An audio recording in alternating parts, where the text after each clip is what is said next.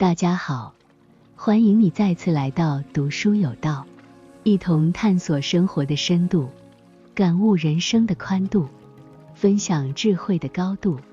今天要跟大家分享的是世界10大之一的心灵大师埃克哈特·托利开悟的详细过程。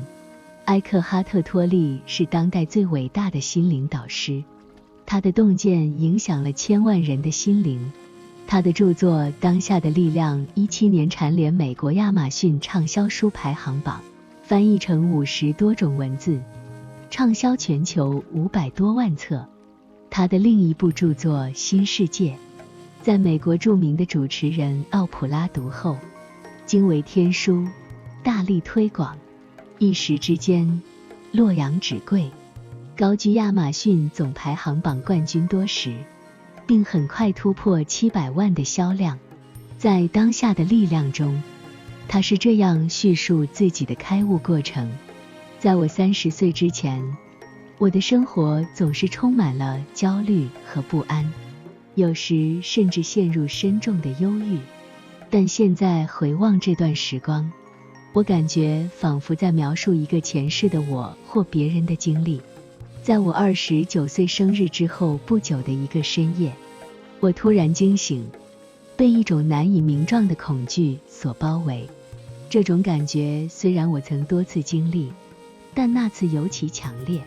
夜晚的宁静，房间内家具的朦胧轮廓，远处火车的长鸣，一切都显得如此陌生和不祥，令我对这个世界产生了深深的厌恶。更让我无法忍受的是，我对自己存在的厌恶。我思考着为何还要继续这样挣扎着生存。那个夜晚，我的脑海中不断回荡着一句话：我再也无法忍受我自己了。就在这时，我突然意识到这样的想法非常奇怪，我究竟是一个人，还是分裂成了2个自我？如果我无法忍受自己，那么肯定存在着2个我，一个是我，另一个是自己。也许其中只有一个是真实的。我被这个念头所震撼，仿佛我的思维突然停止了运转。我意识清醒，但思维似乎消失了。接着，我感觉自己被卷入了一个强大的能量漩涡中。起初，这个漩涡转动得缓慢，但逐渐加速。我被深深的恐惧所包围，身体开始颤抖。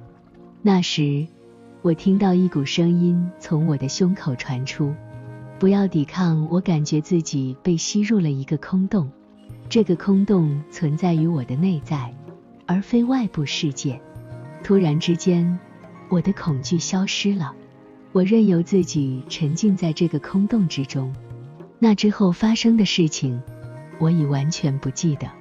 我被窗外的鸟鸣声唤醒，这是我以前从未听过的声音。我的眼睛仍然闭着，但我看到了一颗闪耀的钻石。是的，如果钻石能发声，那肯定就是这种声音。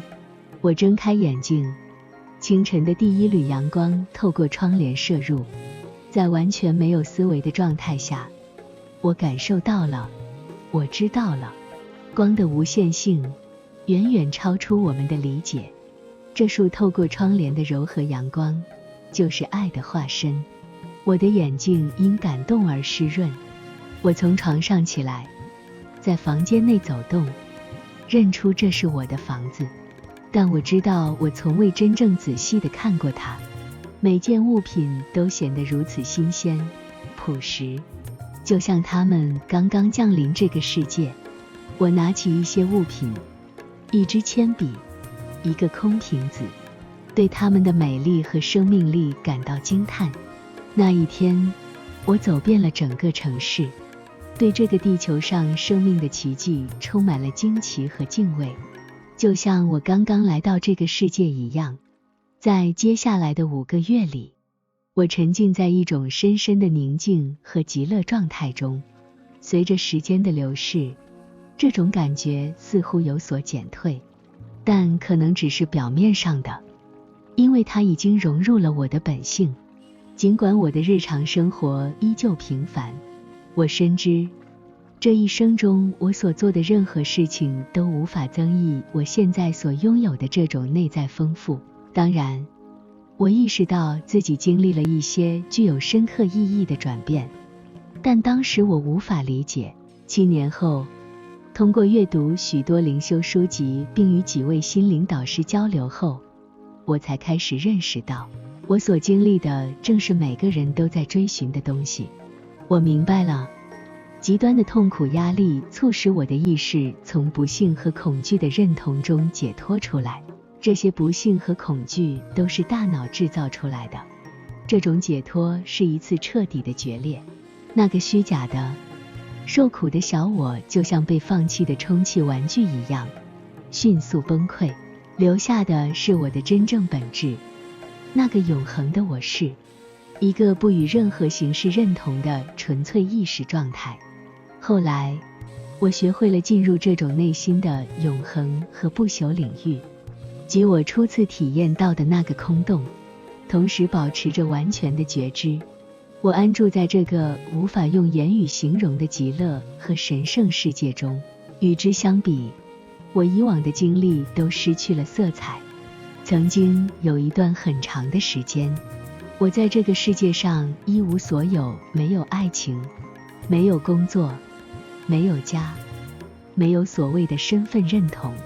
然而，在这种内心的强烈欢乐下，我几乎坐在公园的长椅上度过了2年。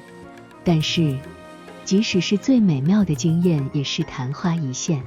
或许，比任何体验更为基础的是那股始终不离不弃的宁静潜流。有时，它强烈而明显，其他人也能感受到它的存在。有时，它像背景中的一段遥远旋律。后来，常有人走过来问我，我想要你所拥有的，你能给我吗？或者告诉我怎样才能得到。我的回答是，你已经拥有了，只是你没能感受到它的存在，因为你的思维产生了太多噪音。这个回答最终演变成了你现在手中的这本书。在我意识到这一切之前，我已经获得了一个新的外在身份，成为了一名心灵导师。埃克哈特·托利开悟过程，你得到启发了吗？谢谢大家观看，记得点赞、订阅和分享我们的频道。下个影片见。